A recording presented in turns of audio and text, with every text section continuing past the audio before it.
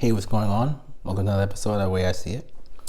Today I want to go ahead and introduce a chapter that I'm going to be entering into my book. Now, if you kind of heard from the last video, I'm trying to go ahead and put together a book. And I don't know exactly how big the book's supposed to be, but I wanted the book to kind of be a cohesive, I guess, summary of how I looked at the world over the last 20 years. Now, I have been always thinking about writing a book about myself. I've been keeping track of, receipts, tickets to concerts, letters, love letters from past ex-girlfriends or girls I wanted to talk to in the past, my pay stubs, flight tickets, pictures, music, all types of things, and to help generate the ideas of what my book was actually supposed to be about. And today's chapter, and I want to kind of like share out with people, is it's the chapter about my me being on administrative leave for about, or it was at least it was at least a year, but I think no more than 400 days.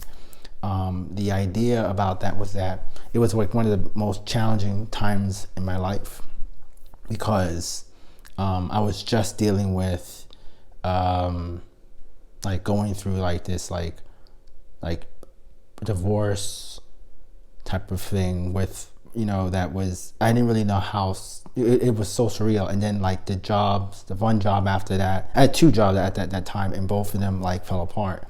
One started in January, the end of January, and then the job when I was on administrative leave was a union job. They couldn't just shake me out of there for a while, so they kind of had me out of work for a year because of the fact that they had to bring me back in within a year, because that was the maximum amount of time I could be out without pay before seeing like administrative law jobs. Now, I won everything back, but what I want to kind of talk about was that I think sometimes things happen because people are trying to do things to you, and if you have to persevere.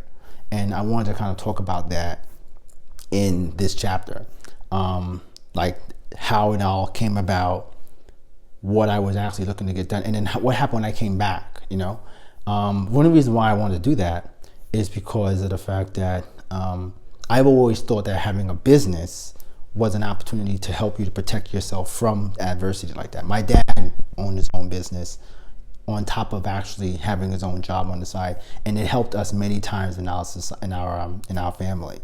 And a business is like your actual safety net, like not really about, I don't think it has anything to do about having savings in the bank account, because as you can see, money, the value of it can decrease out of nowhere. It could just poof, be gone. But as a business, you usually are focused on helping people, and as long as you provide that help for people, that the value stays strong, and people would know who you are and why you're doing these things.